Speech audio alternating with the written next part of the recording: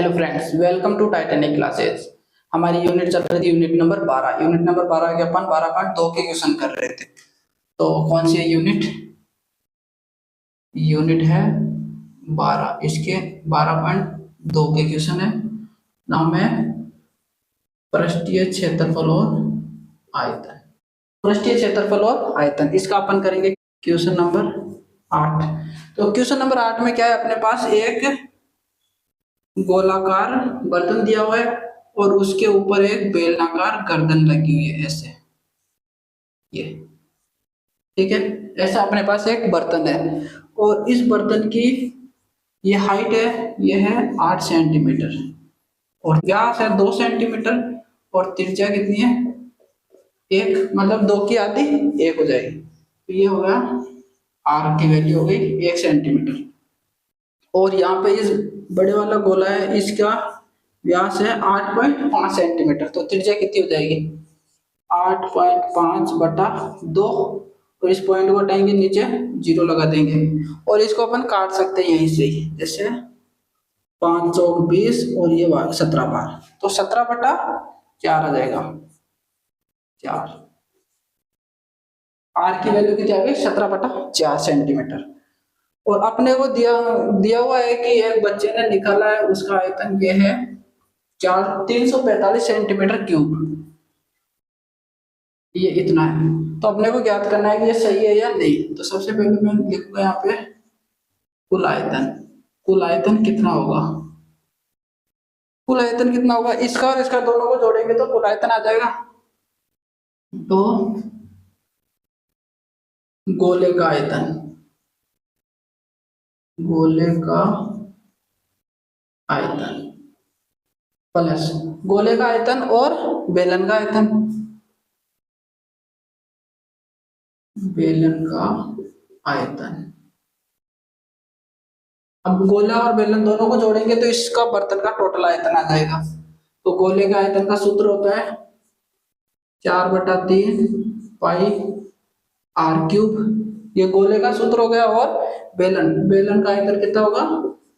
Pi are square H. ये हो गया बेलन का आयतन। अब यहां से अपन पाई को कॉमन ले लेंगे। तो पाई को कॉमन लेंगे तो क्या बचेगा? यहाँ पे 4/3 और आर क्यूब प्लस ये पाई कॉमन आ जाएगा तो यहाँ पे आर स्क्वायर एच।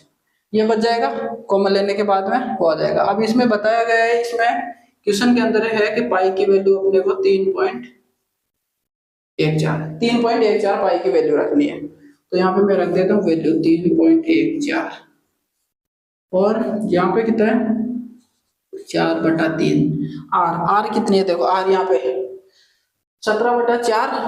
तो यहाँ पे मैं लिख दूंगा 17/4 का क्यूब प्लस आर। आर की वैल्यू कितनी है? 1 सेंटीमीटर।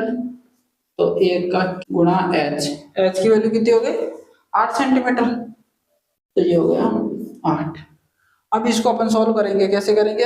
ये देखो यहाँ पे पॉइंट को हटाएंगे, नीचे 2 0 लगा देंगे और यहाँ पे ये 4/3 17। 17 का क्यूब कितना होता है? 17 का क्यूब होता है 4913। ये 17 का क्यूब हो गया और 4 का क्यूब हो गया 64 प्लस 1 का 1 और 1 को 8 से इंटू करेंगे तो 8 आ जाएगा ये।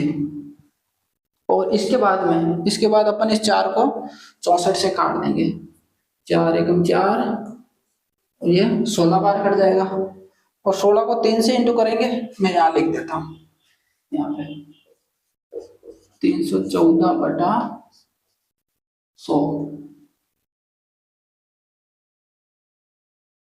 4913/48 प्लस 8।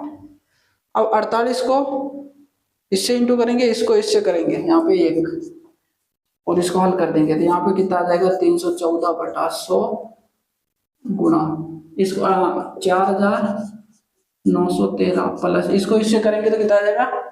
64 37 38 और ये 48।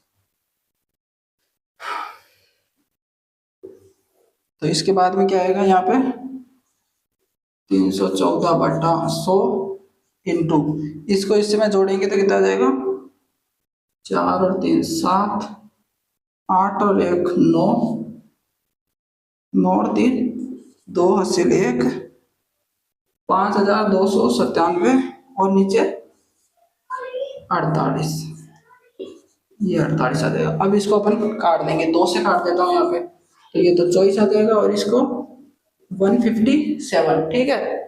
अब इसको अपन इससे इंटू करेंगे, ये मैं यहाँ नीचे कर देता हूँ।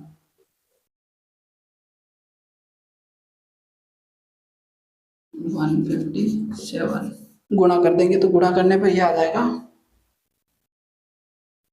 8 3 1 6 2 9, और नीचे अपने पास कितना बचेगा 24 इंटू 100, ये अब 24 से अपन इसको काट देंगे तो कितना होगा, ये आ जाएगा।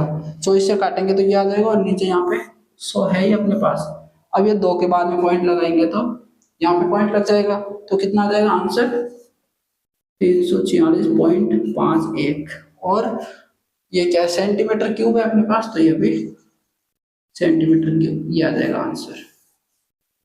तो इसका मतलब ये वाला आंसर गलत है और अपना सही आंसर ये है।